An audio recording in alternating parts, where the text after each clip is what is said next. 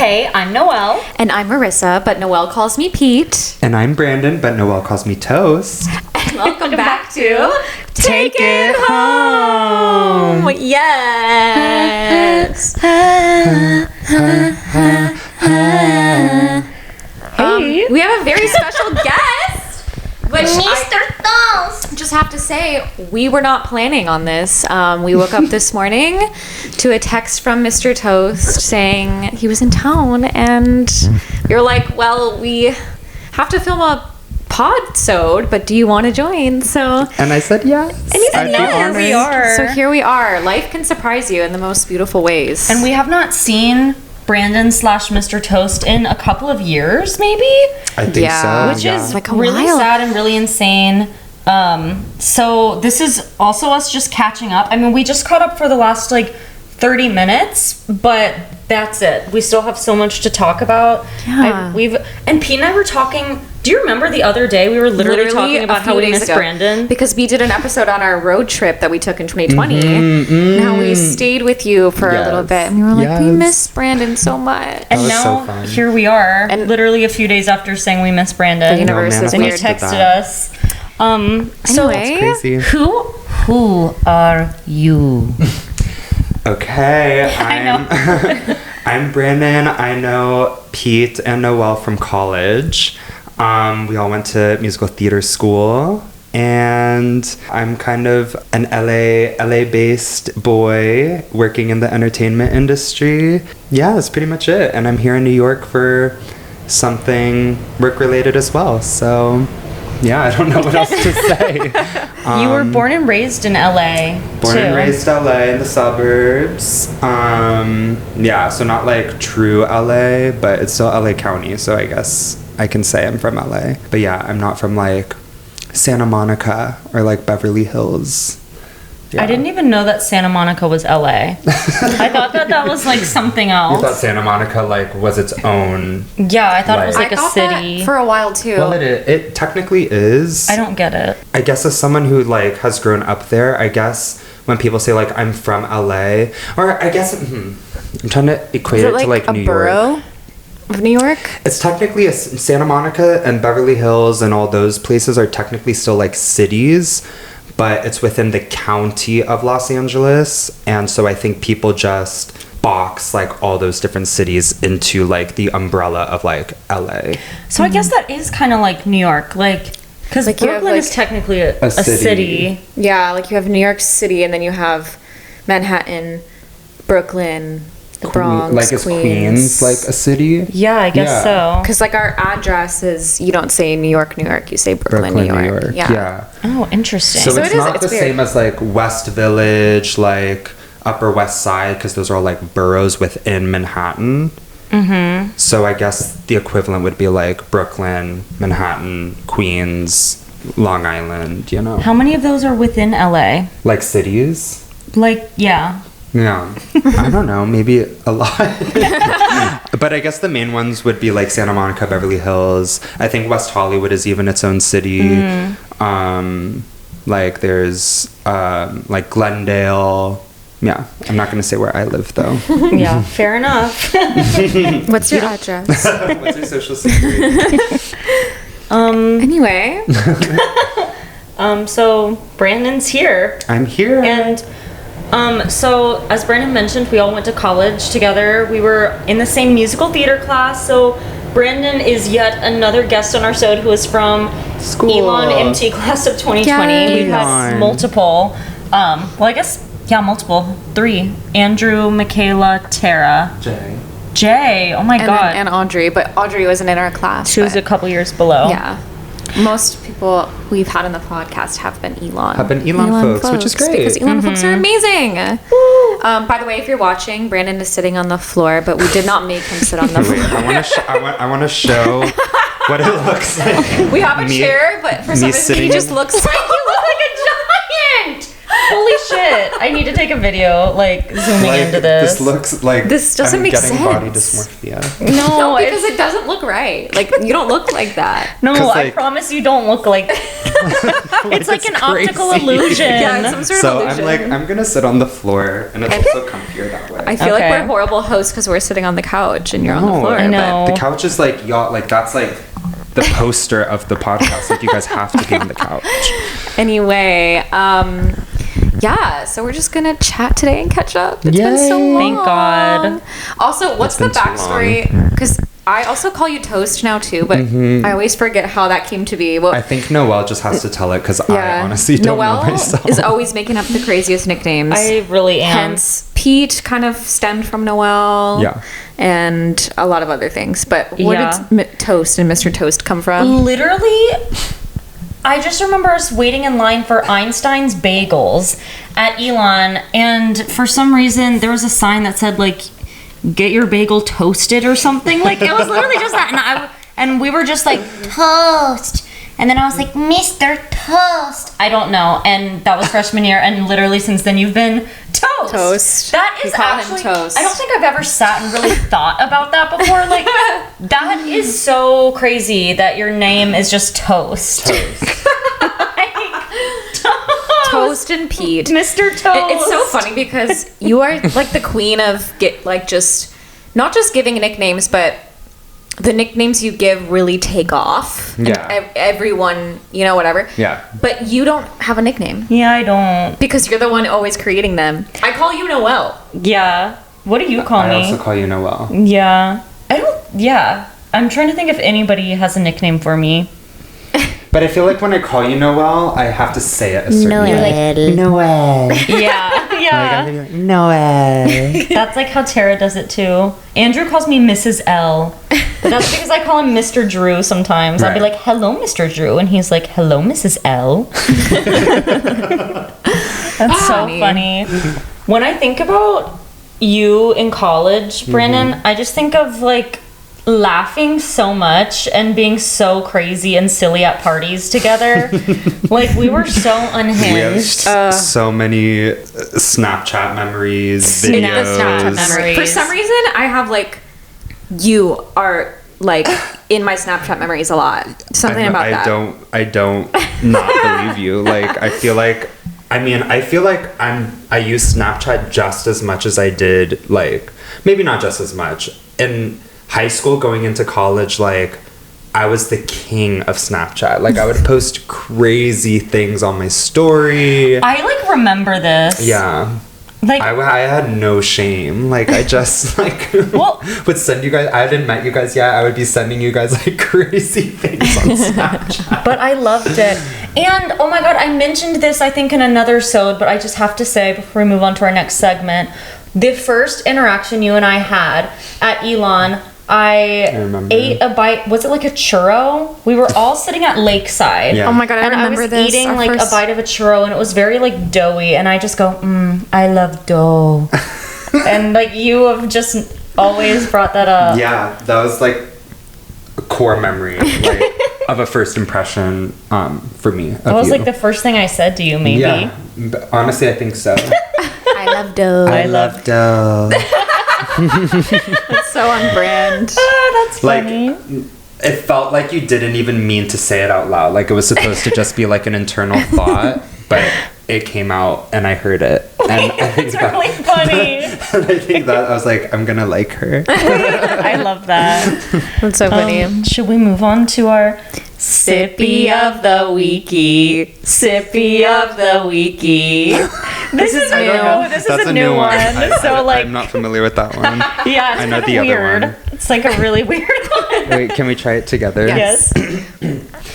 Sippy of the Weekie. Sippy of the Weekie. I like that you are the octave above us. No, I think he's in the same octave. Our voices are just lower. Yeah. Wait, Do you want me to sing it yeah. in my register? Here, Wait, let's try it low-key. again. Okay. 5, 6, 7, 8. Sippy of the Weekie. Sippy of the Weekie. That is so crazy. Wait, It's like yeah. Yeah. impending doom. I guess you were singing the same octave as us. Your Well, voice yeah. just sounded so much higher because It did. we have different registers. Man, Yeah. Wow. That's crazy. Music. Music and science. No, it has to be low. It has to be low. Yeah. All right, so our sip of the week is hibiscus tea. And there's not much. Hibiscus. Wait, but we all have little Yes. notes, so we should read them. There's Okay. not much to it other than that. You guys go first. Okay, mine is. They're always nature themed. If you truly love nature, you will find beauty everywhere. Vincent van Gogh. Wow. Mine is, in all things of nature, there is something of the marvelous. Aristotle. You've had that one before. Mine is There is Pleasure in the Pathless Woods by Lord Byron. Okay. Okay, Lord Byron. Who is that? I thought that was like a fictional character. I thought it was a Shakespeare character. Sounds like it. Lord Byron. Lord Byron. Imagine your name is Lord Byron. Okay. Okay, cheers. Cheers. Eye contact. Hibiscus. Hibiscus. Hibiscus tea. What do we think? It's like good. it. I like how it's a little tart. Hibiscus is like a flower, right? So it's not a fruit. But Yeah, it's this a flower. tastes like fruity. It does. It tastes like a tart fruit of some sort. Yeah. Like tart cherry. Yes. Yeah. Which has melatonin in We it. love tart cherry. Natural sleep remedy. Yes.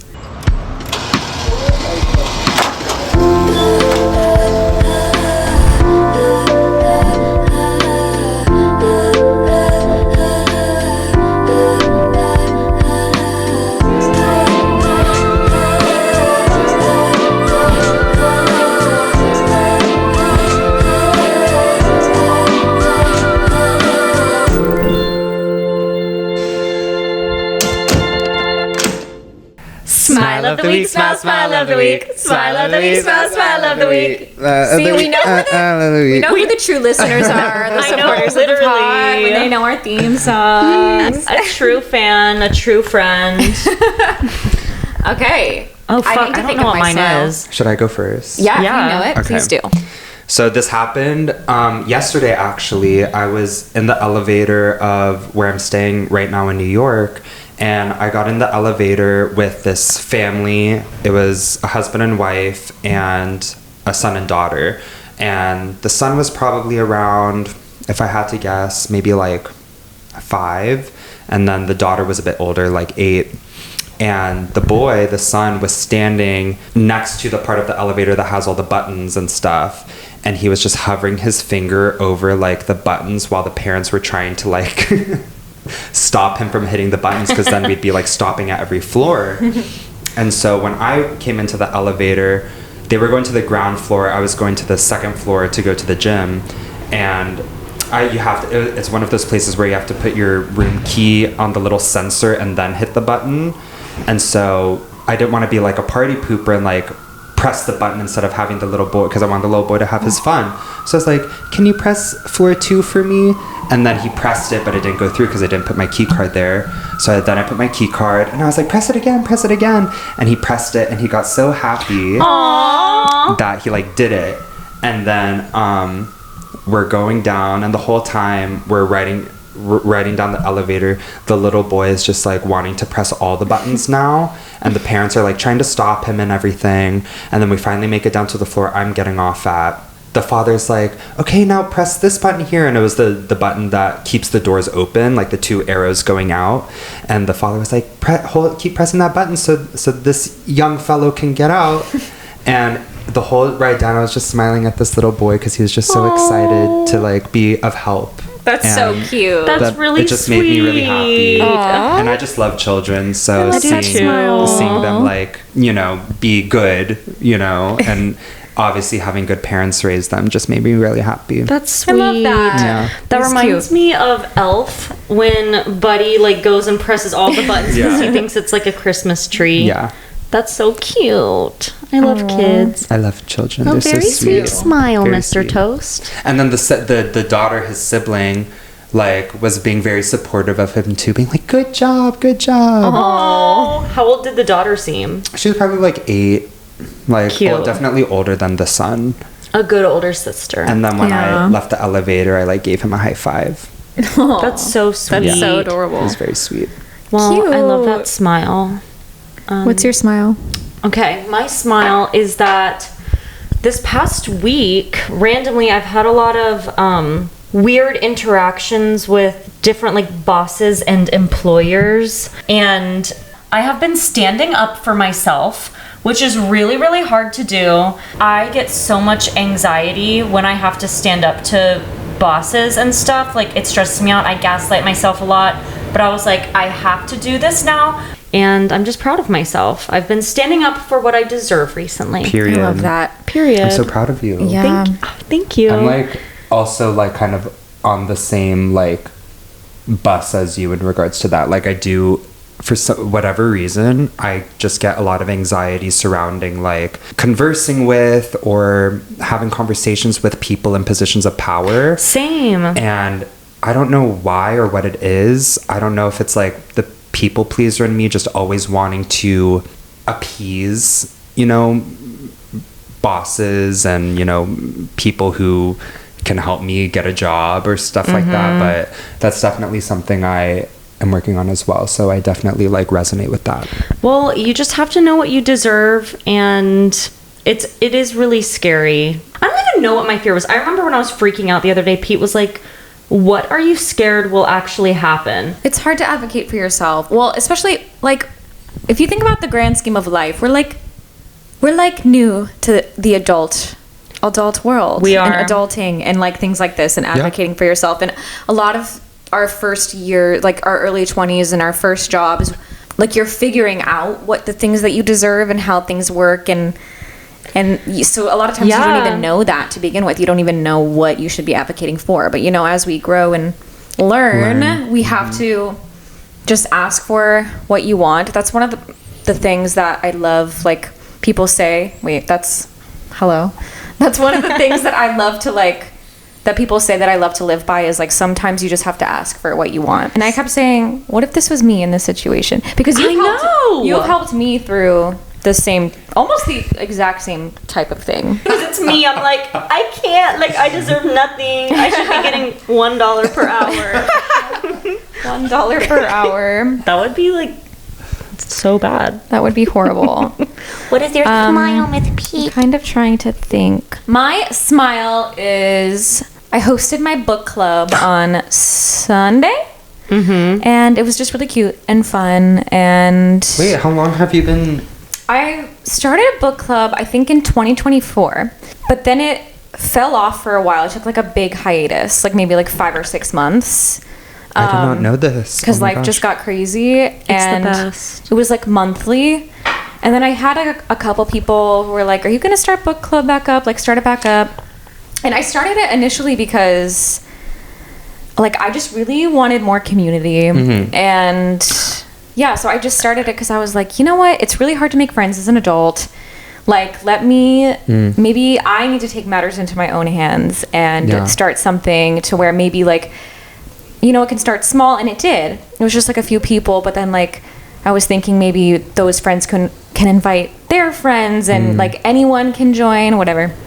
So it was going on for a while, super cute. But then it fell off for a bit. And then I recently decided, I think I started it back up. The first one was this year in February, the end of February. Oh my gosh. But now we're doing every other month because it's just a lot to, like, for anyone to commit to something monthly. Yeah. I think that was part of what made it fall off, was just like people are busy. I felt overwhelmed, like, hosting every single month and whatever. So I think the every other month system is really nice. Gives people ample time to, like, read the book and then also read other books if they want to read, you know, something else that's, you know, not a part of book club, whatever. So at first you had to finish the book within a month? Yeah. I can't do that. Well, It's a lot for me too. And then I also have this huge list of books because I prefer to read nonfiction. That's, like, my thing. Okay. I love it. And I have this huge list of books on my phone that are mostly nonfiction that I want to read. But I think most people prefer to read fiction. And in book club, that's kind of the vibe. So it's like I like to be able to read my stuff too. So I try to read, like, one book a month. So then 1 month I can read a book that I want to read, and then I I gotta read book club book. I wish I was a reader. I'm like trying to be more of one. I'm not like the biggest reader ever, but I try to fill my downtime, like passing moments with reading instead of scrolling on my phone. And that's a lot better helped, for like, you. when I'm on the train. Yes. During my commute or something. But you don't have that in LA. You drive No, everywhere. that's why I was just thinking, like, I was sitting on the train today looking around. I'm doing, like, Sudoku on my phone. Everyone else is, like, they sit down immediately, book open, like, right where they left off. And I'm like, that's crazy to me. Like, I guess I'm just addicted to, like, my form of mental stimulation is, like, I need a game, I need a puzzle, that's good too, though. Yeah. Do you do like the New York Times games and puzzles? No. I used to do Wordle. Nah. I used to do Wordle. I did like Wordle Wordle. today. Sometimes the kids I nanny are like, can we play Wordle? So I'll do Wordle with them. And the girl I nanny, she's 8. She guessed the word with only having like one letter from it. Or it gave us like one letter. Like we knew the one letter and where it was. And then we knew one other letter, but it was in the wrong spot. And then she guessed it. She was like, quack. What? And her mother was like, no. And I was like, then it well, was. try it. Yeah. And then, it was quack. the word? Oh, wait, so that's cute. That's a little Wordle story. She's psychic. But anyway, book That's kind club. of crazy. Book club was really cute, and like it was funny because the book this month was kind of a flop. Like I didn't even finish it because I did not like it. I won't say the name of it. I was just gonna ask. Well, I'll tell you, but I'll cut it out. It's a horror book. But so we all kind of like pitch in ideas, and then everyone votes, and we just get like a little a synopsis of the book, and people can vote for the book. So there was no way we could have known like we weren't going to enjoy it, but only 2 people actually read the book. So, but it made me happy that like people still came, and you know, we still had a book club even though the book was a flop, because you know, you can't win them all. They can't all be great. Right. And not every genre is for every person. Exactly. But I think the genre of horror and in terms of literature is like kind of trending right now for some reason. Yeah, I Really? had never read a It was horror like book. smut, and it still is smut to this day, but I think horror literature is like becoming the new frontier. Wait, interesting. Yeah. The new frontier. I would like to read a horror book that I enjoy, but all right. So we have like not really like a topic for today. We have some touch points that have been on Brandon's heart. Yeah. And some things that like we may try to like touch on. Yeah. Well, I just think what you had to say about like finding community, you know, I feel like as adults, like making friends as adults is not easy, you know, because I feel like the majority of folks, like, they maintain friendships as far back as like childhood sometimes. That truth isn't the same for everyone, you know, sometimes, you know, just naturally people drift apart or whatever it may be. And I wanted to talk about, like, in my scenario, I feel like as a gay male adult, I have noticed that I don't really have a lot of like close queer friends, like close. Like I have a lot of like queer friends, but I feel like I don't have like a community or like a tribe of queer friends in my life. And so I've been kind of wanting to find that recently, and yeah, that's just something that's kind of been presenting itself like just in my brain as of maybe like a couple months ago. It's just this urge to want to like connect with people who are like me, you know what I mean? Because I feel like as queer identifying people, or as gay men specifically, like there are a lot of things and obstacles that we go through that are very specific to us, that, you know, you can like I can talk to a straight female and they may have advice to give, but they may not fully understand the experience that of the thing that I'm, you know, going through. So yeah, you know what I mean? So Yeah, totally. I do. I know what it's like to be a gay man. No, I'm just kidding. But I get what you're saying. Yeah, so I'm like craving a connection like that, like just, you know, and I know things exist, like, you know, there are queer sports leagues, there are, you know, queer book clubs, there are stuff like that. So I'm very in the rest of 2026, I really want to find what that looks like for me and try to put myself out there more to like find that. I love that. Yeah. It's hard. I will ask, do you feel like you had that back in college? I did. Yeah. Yeah. I know. 100%. And it's hard because I was literally journaling about this like maybe yesterday. So it's kind of just crazy how I feel like whenever we have conversations, things align. It's like we're all going through the same shit. Yeah. But I was journaling about how I miss the feeling of the community I had in college. And like I just felt so unbelievably fulfilled by all of my relationships and just like who I was surrounded by, that it took like the number one place in my life of like all of my priorities, you know, and the thing that was giving me life at the time. Yeah. And I don't necessarily feel the same way now.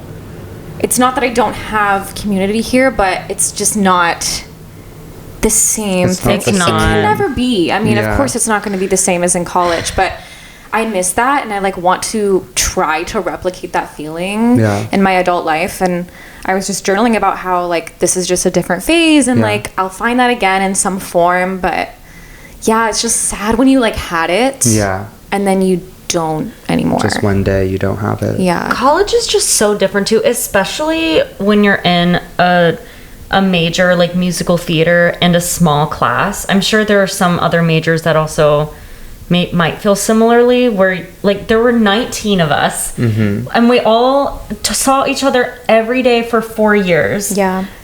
Like, what? Yeah. That's crazy. And we had classes that were like only the 19 of us.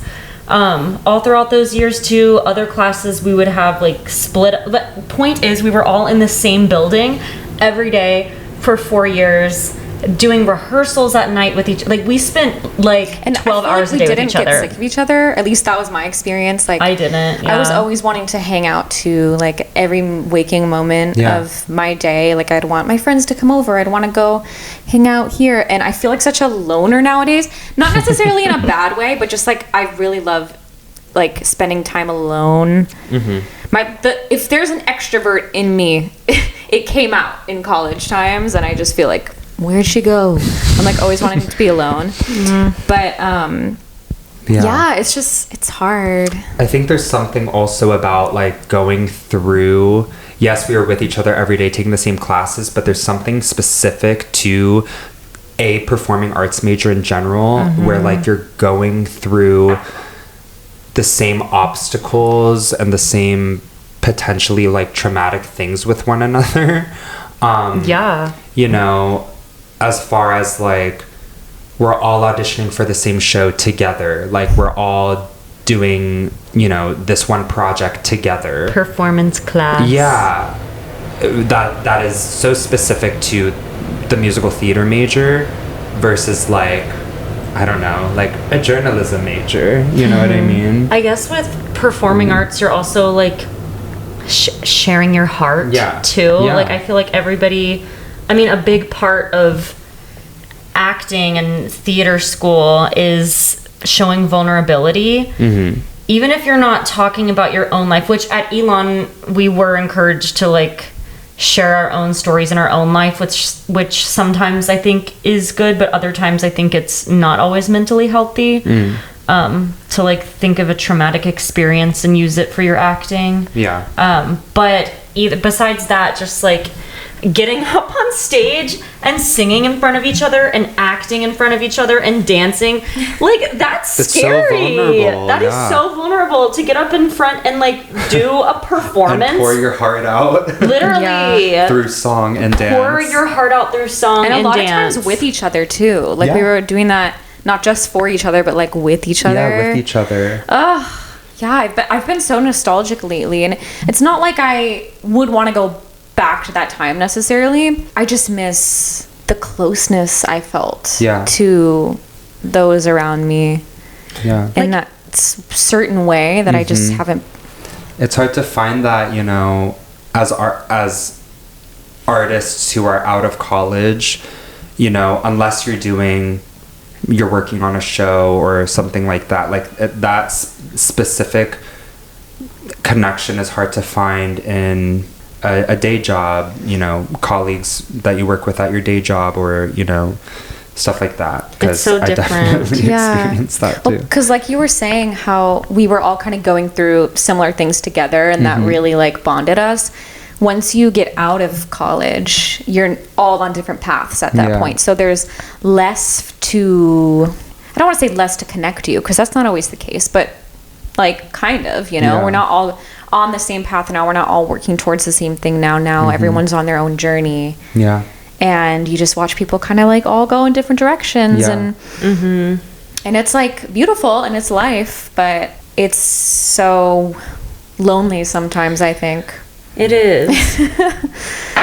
You know, it's funny that you mentioned wanting more of a queer community, because obviously the way that me and Pete know you is from Elon, where I feel like most of our community at Elon was like, I mean, our class was the gays. Yeah. I feel like we had one straight man in our class.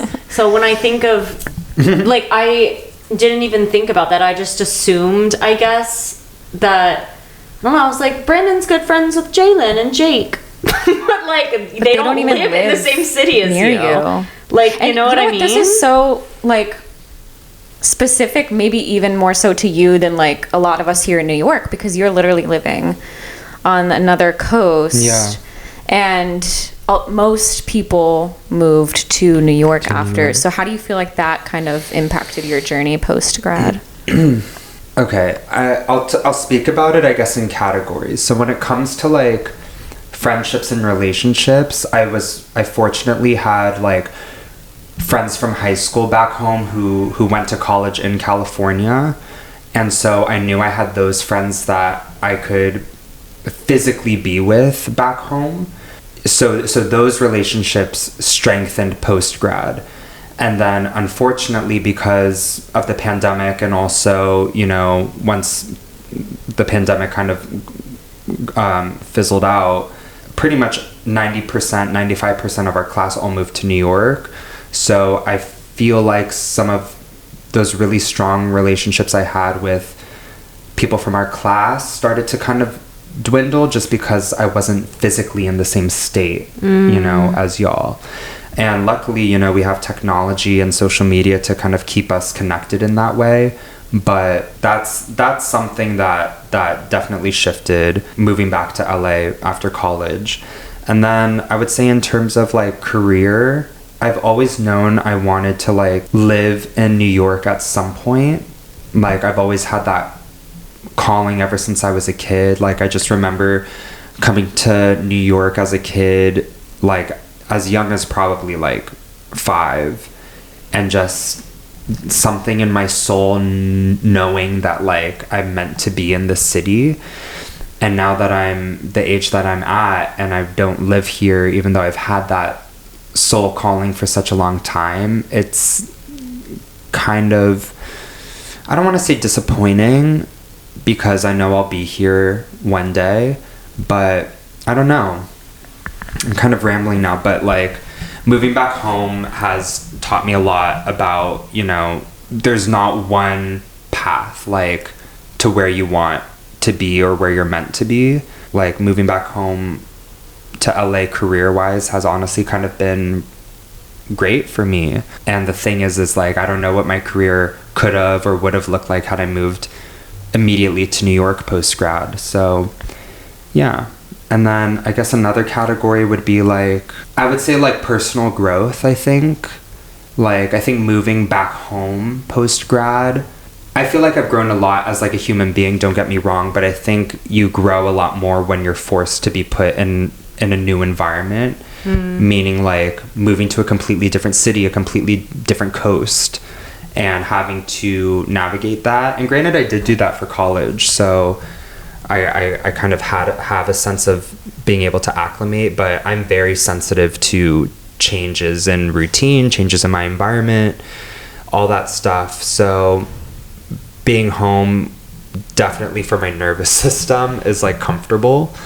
Yeah. But now I'm at a certain age where like I'm kind of craving a challenge. I mean, that's really fair. I feel like it's almost gotten to a point where like I'm too comfortable that like I'm bored. that makes sense. Like I love home, I love LA, I love, you know, my community there. But yeah, I'm wanting to explore a different part of the country. Maybe it's New York time soon. Yeah. Do you see yourself moving here? Oh, like 100%. 100%. You love New York. You I too. love New York. Like, as soon as I landed in New York and, like got on my Uber to my destination where I'm staying, like, I was just overcome with, like, a feeling of, like, I'm home. Okay. Like, that's how Well, it felt. That's a sign. Wait, yeah, what the fuck? You need to move Yeah. here. Because I feel like I never felt that way. I never really did either. I started to more. Like, I didn't have that, like, attachment to New York when I first visited. Kind of just felt like foreign to me, like overwhelming. Yeah. Very But then, overwhelming. Like y'all moved a year before me, like you and like our other friends, and when I started visiting more and more, like knowing that I was getting ready to move, then it felt like more like, okay, like I'm ready to be here. And then ever since I moved, I've been like, yeah, I'm in the right place. But I never had that pull like you did, and I feel like that's such a good sign. Like, I love the quote. I don't know if it's like an actual quote or just something someone said sometime, but like, if you feel called to a certain city or a certain like location, there's something there waiting for you. 100%. Something's waiting for you here. Something's waiting, and I don't know what it is. I will say, like, you're such a theater dancey boy, and obviously it's TV, film as well. But New York has it all. Like, you can. New York has a lot of film stuff too. You could still pursue so much film stuff and get to. I mean, I know that you audition and you do La Marada theater. Yes. But, like, I don't know. You're just such an incredible dancer. And Thank you. yeah, I mean, not that, like, obviously LA has. I don't know what I'm saying right now. I can see you like in the show on Broadway. Yeah. Broadway boy. Yeah, I mean, Yeah, I guess it's hard to leave a place where like everything seems to be going right, and like I am happy where I am in LA, but there is this desire and pull to another place. It's just hard to leave somewhere where you are kind of thriving. You know what I mean? This is so funny you say that, because you guys know who Emma Chamberlain is, obviously. Of course. So she has a podcast, and she just announced like last week or something that she was kind of ending her podcast indefinitely I didn't know that. make room for these other ideas that she has. But she was like, I was watching her video today explaining why she's like ending it, and she said this exact thing. She was like, it's really weird like ending this thing that's going so well for like seemingly no reason, because it's like thriving and going so well, but like something in me is just telling me that like I need to restructure things. And like she has all these other ideas that she can't like put her time towards because podcasting is on such like a schedule.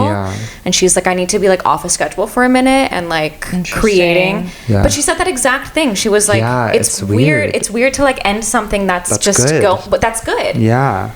And maybe it seems like, I don't know, I guess it's just scary when things are going well, but then you feel something inside you to want to change. Yeah. And it's like, well, it's a gamble, it's a risk, because I do have something good going here. Yeah. And I'm going to leave it. Yeah. To like hopefully. It's weird because I can get someone wanting to leave a place where like they can't find a job, or like they're just purely unhappy there for whatever reason it may be. But and then it's like, yeah, F this, like I'm gonna, you know, try this city that I've always wanted to move to, or move out of the country even, you know, because I feel like we have friends who have done that, who don't live in the country anymore, which is really cool. Like, yeah. And so I get like wanting to get out of an environment like that. For me, it's like the opposite. Yeah. And sometimes I feel like sometimes you just get everything you can from one place. You know, that you can at that time. Yeah. And it's okay to want to stay there, but you reach a point of maybe like stagnance and like a plateau. Just wanting more. Yeah, I just want to shift. I'm craving like a change. I'm craving like a challenge, because I know that moving one cross country to a place like New York City that's so different than LA, like that will be challenging, but I kind of like want that in a way. Like I want to grow and adapt to that. Also, you could move to New York and realize that the reason why you came to New York was to show you that you love LA more and go back. I'm not saying that's true. going to happen, but I think if you do feel a calling somewhere, you got to try it out. Nothing is permanent. This actually helped me because I felt very comfortable in North Carolina during during 2020, 2021, and I was like, okay, I'm going to make the move to New York October of 2021. But I was really low-key enjoying my time at home. Granted, North Carolina is nothing like LA. Like, I actually could not pursue any theater in I mean, yes, there's like regional theaters around the area, but I could not pursue it in the way that we want to pursue this career in Greensboro. So maybe I would have stayed if Greensboro was more like LA, but I was really just loving spending time with my family. Greensboro felt so easy. I love the nature. Like, my mental health was doing really well, and I was just like, okay, I guess it's time to move to New York because theater's picking back up and time to pursue my career. And my mental health went to an all-time low, like when I first moved to New York for a little bit.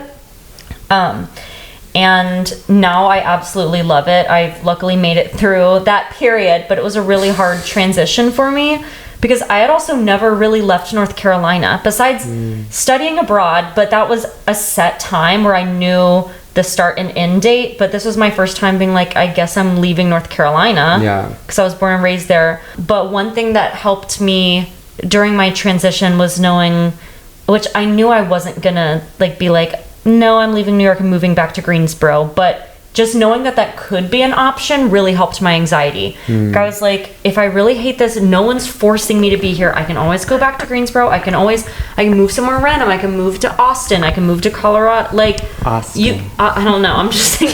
Claire moved to Austin recently. Claire Rook.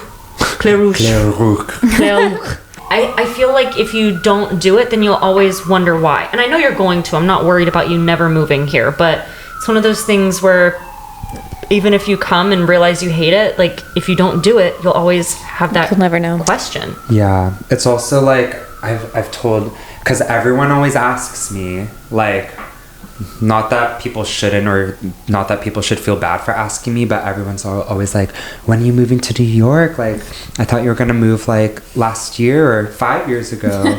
Blah blah blah, because I've been telling people like, yeah, I'm thinking about moving next year, and then the next year happens and then I don't because I booked something in LA, or okay, the year after that, and then same cycle. The cycle just has kept repeating itself.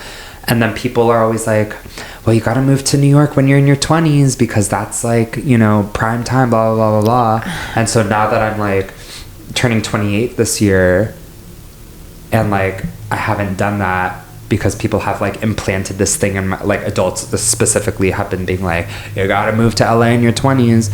I'm just like, oh, like that's so annoying. Like, because I also did like, I don't know if you guys know what astrocartography is. What is that? It's kind of similar to what you were saying about how like if you feel a call to a place, it's because there's something there for you.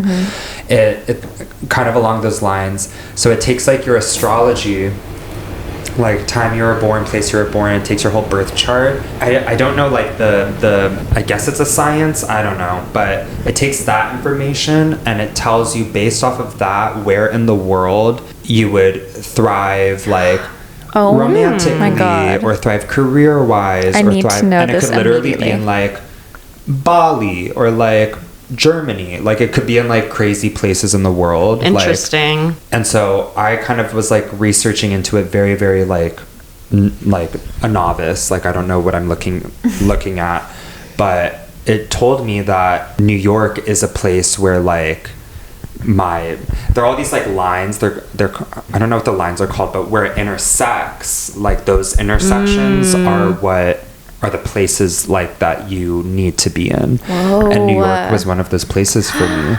Was LA, just out of curiosity? I don't remember. I was really looking at it for New York. I don't really That's so remember. cool. You literally just like Googled all of this? Yeah. I'm gonna do that later. Yeah, do same. it. I'm so curious. And there were also some places like out of the country that, you know, kind of random. I don't remember what those countries were, but it will give you information like that. So, Maybe like, you need to just like go on a trip. go on a trip to one of those places and like see what comes of it. But Hey, interesting. Yeah, so, but then it also said, to go off of that, said like moving to New York in your 30s based off of your astrology and where the planets will be in the future. Moving to New York in my 30s will be like really, really like effective and like beneficial for me. Interesting. Yeah. I love that. I understand why you've stayed in LA, because you obviously keep booking things, which is incredible. So it's And like like you've established your career there. Like, yeah. So I guess it gets to a point where maybe you just have to make the decision for yourself, and obviously unless you book like a huge movie, like I don't know, like a career changer, obviously stay in LA, but maybe you stop auditioning for other things there for a second and just like come to New York. Yeah, I was literally just talking about, I was like, maybe I just have to like stop going to these auditions, you know, and booking them so that I can move to New York. Just stop booking. Just stop Brandon. booking. Stop booking so much. What But the like fuck? the thing is, when you're pursuing this career, I kind of look at it as like a whole thing. Like you can move to New York and still book a movie in LA and then go, you know, like literally. yeah. They'll pay for your flight whenever. Yeah. You know, like if you book something big, it doesn't matter where you are, they'll get you there. Right.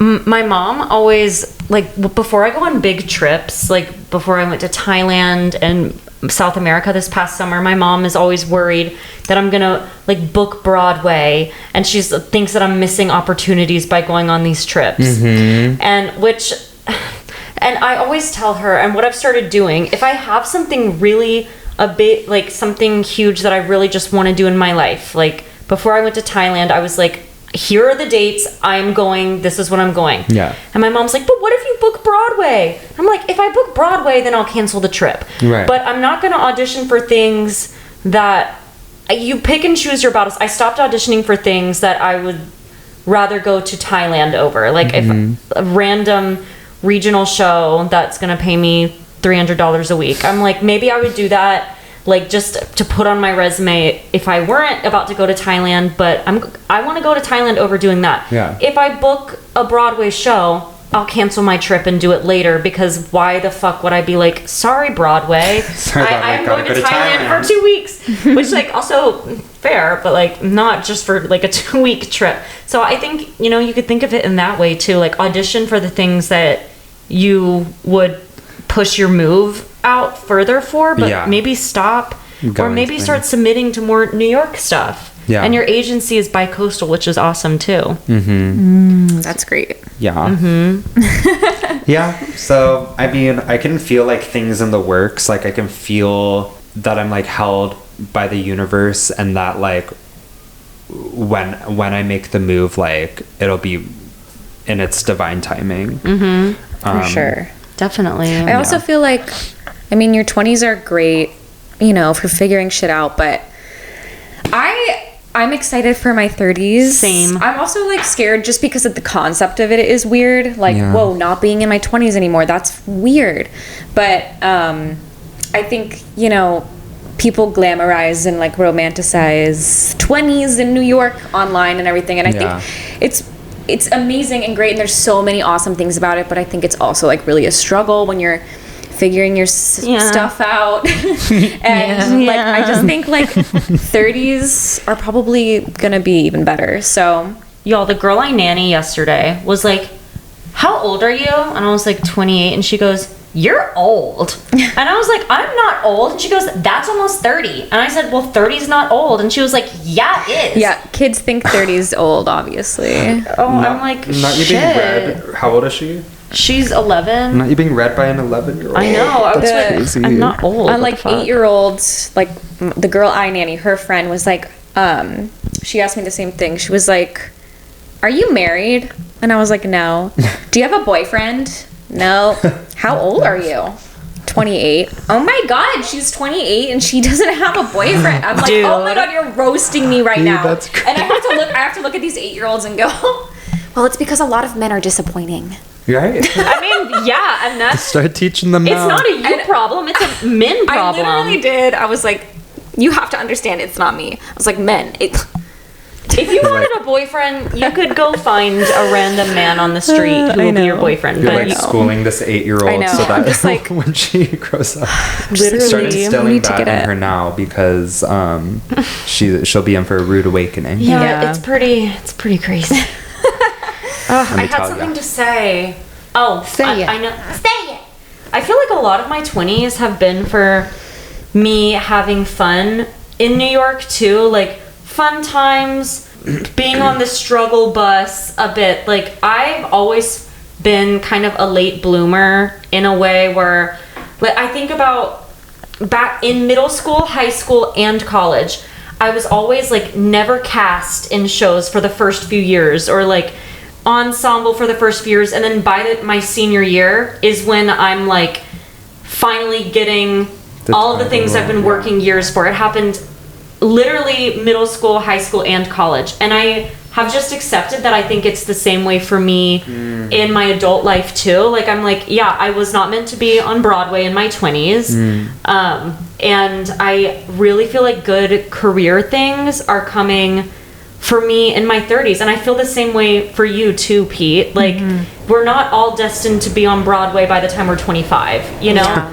And I'm not even saying like maybe my career success won't be Broadway, it'll be something else. I mean, I'd like to be acting, but like We always just use Broadway as the example. I know that's but like, always the example, but that's not the That's only the thing. blueprint. yeah. Yeah, but I really feel like my 20s were for me doing random shit. I don't know. I mean, like, we had we had much a lot of like fun. life experience, yeah, and like fun, just and going out. there's a lot to be said too about like having that like struggle moment in New York, and like I think like having to figure it out for yourself really helps you grow, and like Yeah. It does. everything too. I think as an actor, it's so funny because like you can justify anything you do by just saying like, well, I'm living and having experiences that can inform my art. Yeah. And like, Exactly. you know, my 100%. journey. So, Oh my god. What? Your nails. oh my god, I Oh thought my there was God. like a spider. I No. thought there was like a bug. Oh my god. way- Pete's nails I are do so have cunty. really They are really cunty. nails I right now. They're press-ons. No way. Yeah. There's this Were they girl. made? Were they made for you? Yeah. Well, Oh my god. she had different sizes, but there's this girl who comes into the jewelry store that I work at, like whenever we have vendors, and she makes handmade like press-on nails. She had all these different Oh kinds. my god, I'm living from. So I bet these I nails are picked good these for ones. squatches. Squatches. I feel like just to round out this conversation, Yeah. I want to like touch on the community aspect a little bit more. Yeah. Because I feel like it's so important. But I was talking at dinner with a friend recently, like a couple days ago. She had said something like, I feel like finding friends, like genuine, like ride or die friends in your adult years is harder than like finding a partner, like a romantic partner. And I was like, I see that argument because I feel like when you are in search for a romantic partner, the blueprint is kind of laid out for you of how to do that.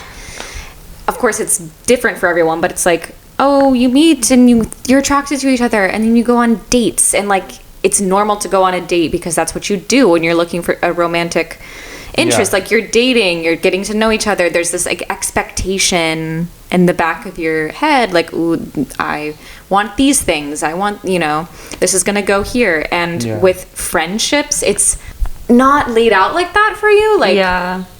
it's hard to date. Like you kind of do have to like go on dates and like Yeah.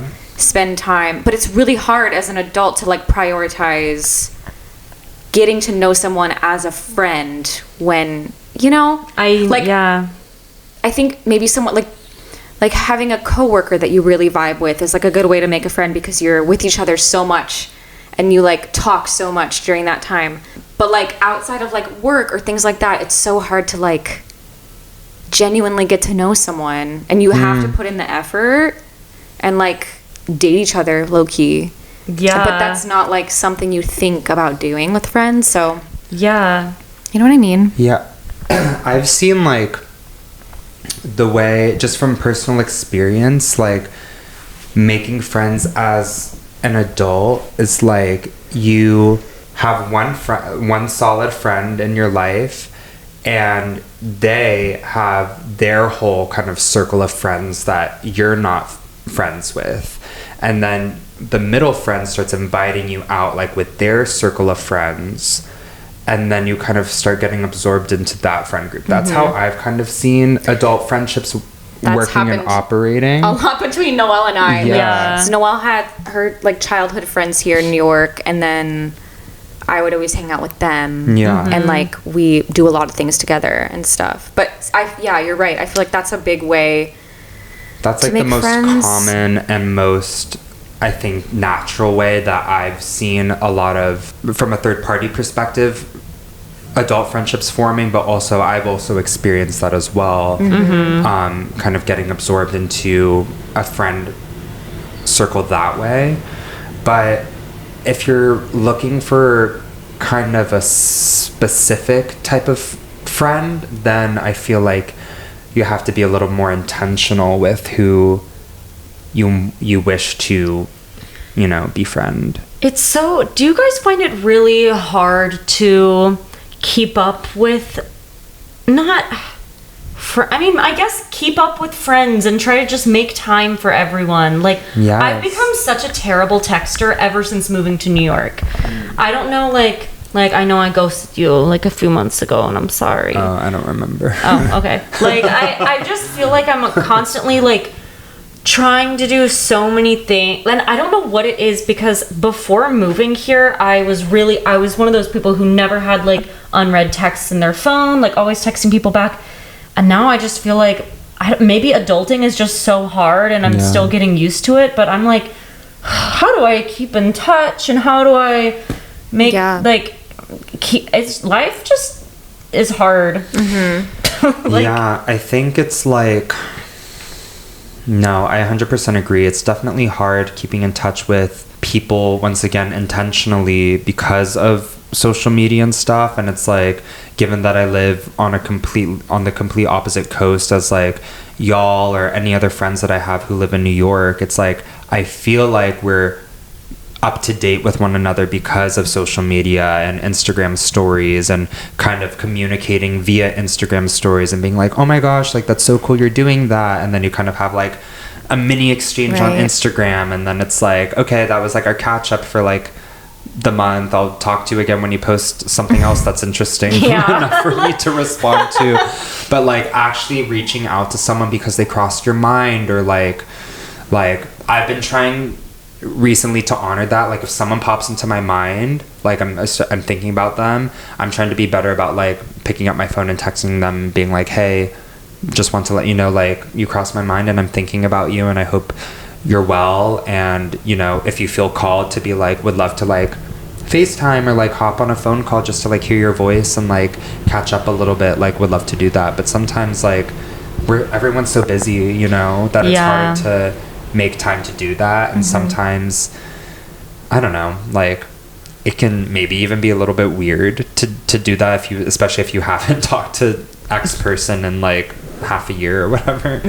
But I'm trying to honor that call to like, and be more intentional with like reaching out to people when I think of them. Do you guys think this is more of an American thing? Like, are we just so in the grind and so in I don't know, that's such a good point. This culture, like, do other I mean, I'm sure like we're not the only country, but I'm like, do people in like the Netherlands, for example, or I don't not fucking know, other countries, like think about how, like, do they find it hard to keep in touch with friends and keep up with people in the same way we do? Or is it because we're all out here really grinding, you know? Like, I think it's probably amplified here, depending on what you do. I mean, like, that's true. this country is large, and the different regions literally feel like different countries. Yeah, They like, could be.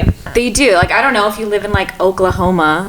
Yeah. Maybe you're not feeling, you know, I don't know, whatever you're doing, but especially like in New York, and then I think especially being artists, like working towards our big dreams and doing all these things, I think that probably amplifies it. And I also think it's like more than we realize. I think it's social media, like what you were saying, and like feeling like we are less lonely than we are because we have our phones and we have everyone Immediate on there access. in like touch of a button. Yeah. And it's like a false sense of It's intimacy. not real. Yeah. It's And not real. It's not. It's It literally really to isn't. an not. extent, but it's not. It's like really like dulling or dimming the connections we have, because like you were saying, it's like it's just a false sense of, oh, I caught up with this person because I saw what they're doing, I saw their story, I see their story every day, I see their face every day. Yeah. And it's just scary. I don't know, I've been thinking a lot recently about our phones and like what life would feel like if we didn't have social media to the extent that we do now. Yeah. Because I just don't think as humans we were meant to experience this. And there is a correlation with like the time we were in college, like TikTok and Instagram weren't what they are now. Right.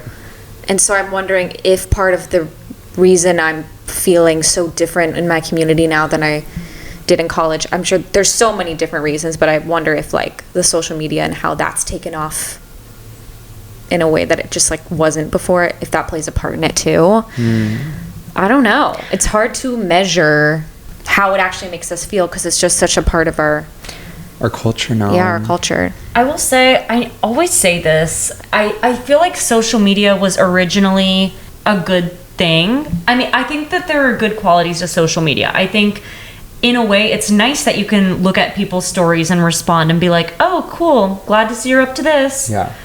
You know, I think it's an easy, quick way to keep in touch with people, but then at the same time, it's an easy, quick way to keep in touch with people. Like, it's not as intentional as it could be. It's like we've used it to replace our social life rather than just having it be like an add-on to it. Yeah. And I think that's when it gets scary. I was actually listening to the Psychology of Your 20s podcast. You should listen to it if you haven't. She recently did an episode on something of this nature, and get ready because this is sad and scary. But if your screen time is like 6 hours or more a day, that's 90 days out of your year. 90 days out of me. I don't like... Mine's definitely higher than 6, I can tell you that. Probably same. I mean, I Same. don't know what equates, like what equals screen time, because I use my phone a lot because I'll just have it playing a podcast or like doing things that maybe I'm what not is screen looking at time? my Like, screen, yeah. but yeah, like my Do they screen measure time. screen time with like when your phone is like unlocked and you're like Yeah, I'm actively, not like, sure touching it, about you know? I don't know either. I've never known if it counts like when you're listening to music or something like that as well, when you're not really like looking at your phone but maybe doing something for you in the background.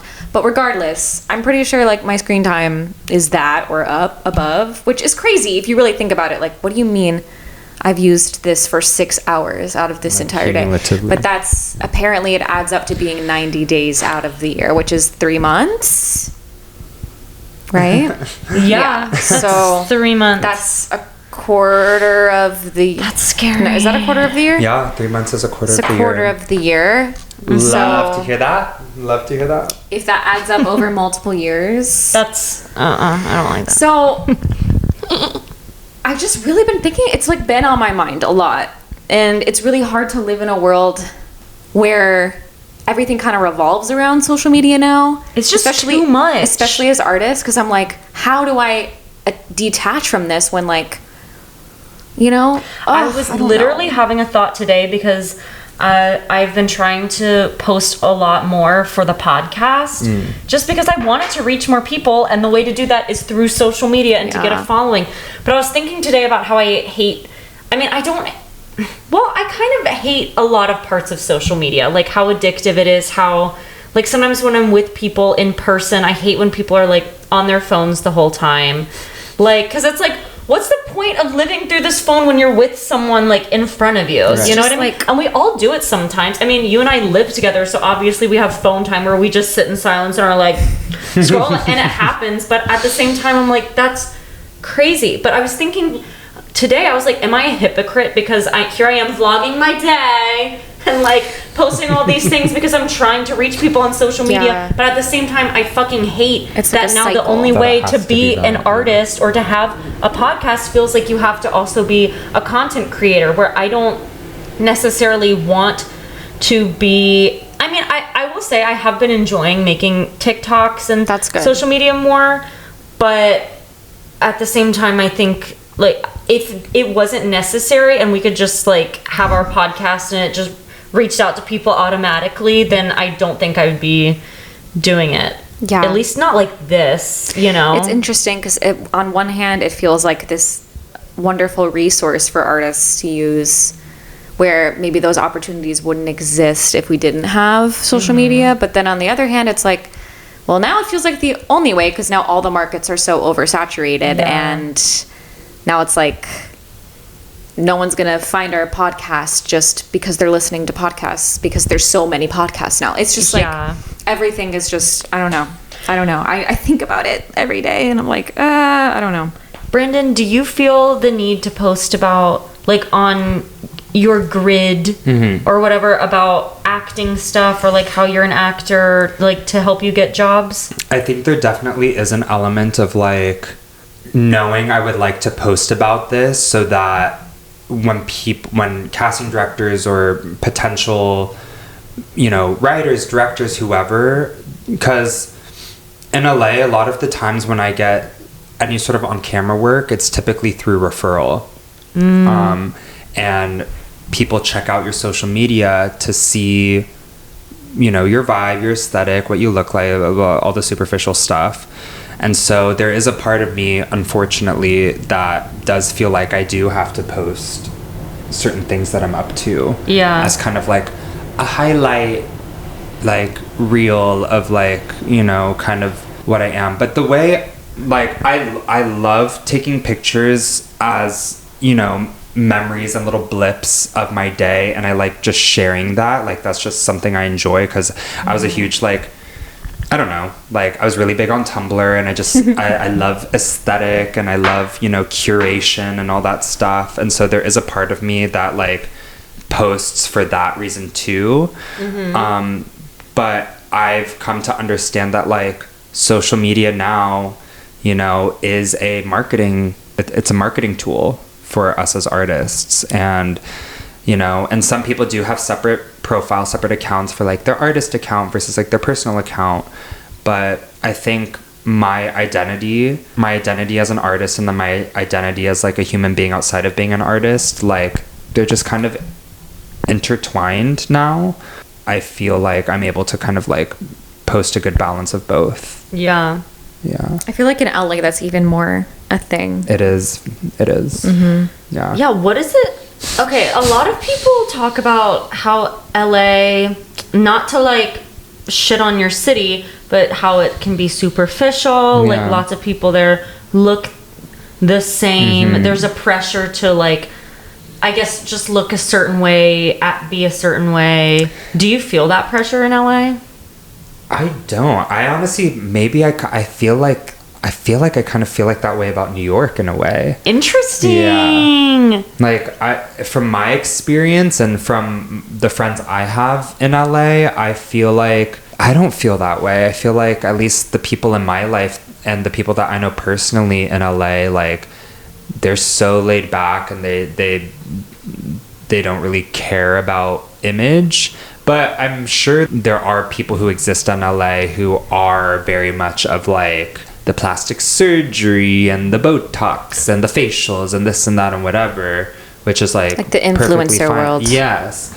But I feel like, to be honest, a lot of those type of people are like transplants. Like they're not actually like from LA. I feel like the pressure, like everyone says in New York, it's the opposite. Like people don't care. Like you can do anything you want and people don't care. And I agree with that. Like I do feel like you could go out in your robe. I think I've been to like the laundromat in my robe. Like Yeah, literally. I look weird at the no one cares. laundromat. But the pressure I feel in New York is sometimes it's like, how much of an individual can you be? Like, how different can you be from everyone else? Yeah. How can you stand out? Where in LA, I feel like the culture is more like, how can I look like the most perfect version, like of everyone else here? And you know, I will agree with that. I think New York, there's a sense of like uniqueness and individualism that I think even just walking, like coming from LA here and just like, you know, people watching and walking the streets and like kind of observing, everyone is so like blinders in their own world. I feel like, to your point, it is kind of from like a selfish, like egotistical. Yeah. Like it's like, we don't care, but I actually care so much, you know? Yeah, I'm like, just so focused on like me and like where I have to go and this, that, whatever, which, you know, I think that culture just exists in New York. Like everyone's like hustle bustle, gotta get to this meeting, gotta catch the train, gotta do this, gotta do that. And in LA, I feel like the selfishness may come from like a different place. And I don't exactly know what that place is exactly, but that's just from what I observe, you know, having experience kind of, you know, with both coasts. Yeah. Interesting. But also at the same time, I feel like there's so much kindness here in New York too that people are unwilling to explore. Like on the train ride here, I was sitting next to someone who literally just pulled out their like Nintendo Switch, and I just like struck up conversation with him, and he was so willing to like talk to me. Yeah. And I feel like in LA, like that may not be a thing. Maybe. Interesting. Maybe. I think people are nicer in New York than people let on. Yeah. I think, yeah, everyone's kind of in their zone, but like if you do have conversation with people, it's usually pretty pleasant. Yeah. No, of course. Yeah. By the way, I had the most pleasant experience. Andrew Purdy texted me a few days ago and was like, my friend in Book of Mormon is doing this short film. Do you want to be a background person on it on Tuesday? Yeah. So I was literally just like background for this short film. I was on a trivia team. But so it was all these Book of Mormon people. Andrew wasn't even there. So it was like me and like all these like Book of Mormon people. And everybody was so nice. Yes. It was like the most pleasant experience. Like I walked in and the producer, like I guess, recognized my picture and she was like, "Hi Noelle, welcome." And I was like, "Oh my gosh, I'm just background, but you know my face and my name." And everybody was just like, "So nice to meet you. Like, so you know Andrew." I don't know. It was a very pleasant New York experience, and especially like going onto a set. On set, yeah. Me and Pete have both talked about this because Pete did like a featured background for a Hulu series that comes out soon. Come on, Pete. Guess what the character's name is? What? Beautiful Woman. What? That was a bit of an ego boost. Wait. Funny, but We'll yeah. talk Beautiful after. Woman. Yeah. Wait, that's crazy. But oh my God. we are both like really interested in the TV film world, but I feel like I personally have not spent a lot of time on set. So like I was a little role in a vertical film like a couple months ago, and that was fun. But that made me realize, because I felt like I seemed so green whatever compared to everybody else. Like I was like, I don't know how to fucking be on a set. Like I know that I love to act, and I know that I've taken acting for the camera classes, but being on a set, I'm like, whoa. So it was also just a good opportunity to be on a set, and I felt like the one I did a few months ago felt a little more cold, and today everyone was just so nice. I don't know, maybe it's because it was a group of all these like theater people. Book of Mormon. But it was literally like, so all these people from Book of Mormon. It was so funny. I don't really know why I started talking about this. Oh, just people being nice. So it was a great New York day. I made a lot of friends. Good. Like, yeah, it was really fun. But I'm just trying to be on set, and I know Pete and I have talked about this too, just in any capacity. Like, Yeah. I just want to learn more Just getting about comfortable in the environment. Yeah. Yeah, because we're so used to being on stage, like in a theater environment, and it just feels so different. I'm like, It is I don't know different. how to, like, I just paying attention to when they say like action, Yeah. like what things they say before then, because Yeah. I'm like, I don't know any of this. Yeah, I think being on set is the equivalent in my brain is like the whole process of being on set is like what tech week is in theater, because it's just so much sitting around and waiting. And even if you are like on the set and not in like a holding area or something, like during tech, our being on set is like having to stand still and like be lit and like hitting that number, and okay, is everyone on their number, we're setting this like special on you, blah blah blah.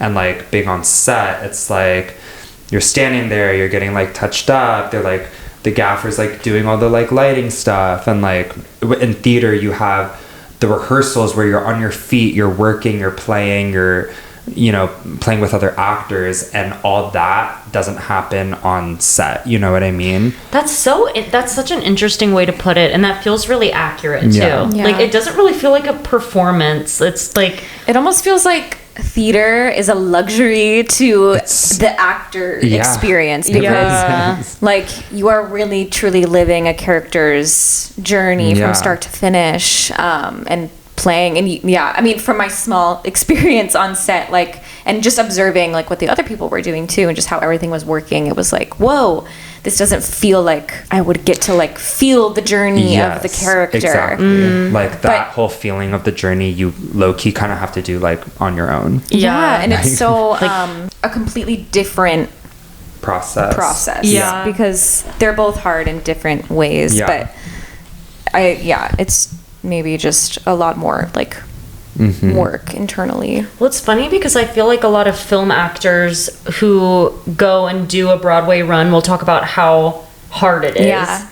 They're like, so much respect to Broadway actors. Yeah. I think maybe they're just difficult in different ways. They are difficult in different ways for sure. Like the Broadway, maybe it's easier to get into character and to act the show itself, but you have to do it so many fucking times. And you don't get a second chance. Like, no one's saying cut. Yeah. You know, like you have to know everything and yeah keep going. The show must go on. Yeah. Whereas in film, like you can You have stop the and start, luxury. but Yeah. then you can't. Then that's pulling you out of the scene. Yep. Yeah. And so it's just like different. Yeah. Such different hard things. to stay in character. Yeah. Do you see yourself like in your absolute dream? Did you just like take a bite out of the microphone? I really want to chew on it so I bad. literally watched you like, I want to like chew on it. don't eat Intrusive it. thoughts. In your dream of all dream acting gig, would it be a movie or like a TV show or whatever, or would it be theater? I would love to do a movie, like a feature film, because right now I've only done some TV stuff and short films that have gone on to like win a lot of awards, which is really cool, but I've never Slay. done a full like feature length film. And I would love to do that. I think like TV is great, and I've been fortunate enough to like do a pilot and stuff, but I don't know, there's just something artistic about a film that's different than like something episodic. Yeah. Did you just recently film the pilot? Well, I When does filmed it like? last year? It's supposed to come out this year. Wait, oh my god! Gosh. The trailer's out. It looks Wait. very fun. Very, very yes. Can you say what it is? Yes. Yeah, Or if you it's want to. called, I think the set title, it's called Lonely Boy. And I think that's really all I can say about it as of right now. But yes, Is it about a lonely boy? yeah. Okay. That's that. Yeah, and that's that. But yeah, I would say my dream of all dreams, I would say like a movie. Like I just really want to go to like kind of how Maddie's movie The Cathedral like went to Did it that go to film. Sundance? No, went to Somewhere what's in that? Italy. Oh, it went to the Venice. Venice. Yeah, like really cool. To do that, like, would be really cool. Like, I've had my fair share of film festivals, but it was always for like a short film. Like, I want to go to like, I want to get into Sundance or Cannes Film Festival or like South by Southwest or something like that. Something cool. Telluride. And it will happen. But I also love, you know, theater. I would love to be a part of an OBC. I would love to be a part of just originate something. Mm-hmm. Yeah. Big dreams over here, y'all. Yeah, if you haven't noticed. True. I know. Always, the conversation always just ends up going towards artist talk, which is great because that's who we are. Yeah. I mean, it says a lot about like what our what and our I think goals it's probably interesting for people to hear who may not be a part of this world. You know how it works and what it's like to like be an actor. Going for your dreams. Well, yes. Well, yes. Well, yes. Is there anything else we want to say, or should we wrap it up? Anything else? I feel like we low-key covered like a lot of things. We covered a lot of bases. I know we did. Which is cool, Well, given that we winged it. I'm never worried. We won. We wung it. We won. We winged it. We wanged it. Wang. All right. What's the take home, you guys? Our last segment. That we love Mr. Toast. The take home is toast. And hibiscus. Hibiscus. I guess I didn't really even get to touch on my whole thesis of home and what home meaning, but I think my takeaway is like the idea of home and community are things that as adults are honestly kind of ever changing in a way, or at least right now in this chapter of my life. And so just remembering that like your community and your home is like what you make of it, and how beautiful that is. I love that. Yeah. And when you move to New York, we will be part of your immediate community. And my So home. true. And your home. Well, that was great. I don't even need to add anything to that. Okay. Well, y'all, Brandon, where can people find you? Oh my gosh, you can find me everywhere. Like, honestly, you can find me on Google. You just Google me. I'm at Brando Star on Instagram. Brando Star. Give me a follow. What about TikTok? Do you post on TikTok? I'm on TikTok. I don't really... I post very impulsively. Your matcha videos, those look so good. I do some like drink reviews sometimes whenever I'm feeling called. It got to a point where like cafes started reaching out to me being like, are you serious? Yeah, like come like I don't even have a following really. Like they're just like, come to our cafe and try like our new limited edition drinks like for free. That's a if slay. you just like make a video. And I'm like, okay. I need to start doing that. Yeah. Okay. But yeah, you can That's find awesome. me at Bran Halv on TikTok. Oh my god, you're not Brando Star. I'm not. I don't know why. Brand flakes. BRANHALV as in Victor on TikTok. But I'm mostly on Instagram, so you can find me there. Yay! And thank you so much for I'm coming honored. on. Thank you guys for having me. This was such like a crazy, like crazy when I woke up impulsive this morning, I did not know this was gonna happen. No, like literally. I'm now so you're sitting in grateful our to living like room. be on your podcast and to just like sit here with y'all and just talk and chat. It's been too long. Warming my heart. It's been far too long. Yeah. It has really been. You can follow us at Take It Home Pod on Instagram and TikTok, and you can follow us on whatever podcast platform, streaming platform you're listening to this. That way we'll show up in your feed every Thursday. That's when we come out with a new episode. Share this with someone who you think would like it. That would be helpful to us as we're trying to expand our reach. And thank you for listening. We love you guys. We love you. We love you. We love you. We love